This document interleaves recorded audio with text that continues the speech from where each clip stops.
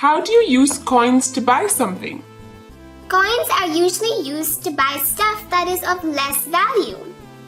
Let's see how to use coins. Buy using coins. Let's buy a candy which costs 2 rupees. How will you pay for it? The easiest way is to pay with the 2 rupee coin. And if you do not have a 2 rupee coin, you can pay with 2 1 rupee coins.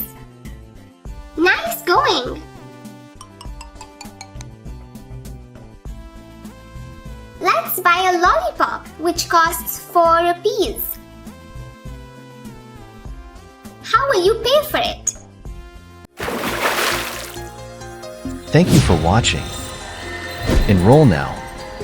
To access all 80 videos totaling 3 hours and 46 minutes, featuring introductions, examples, and exercises for Grade 1 Math.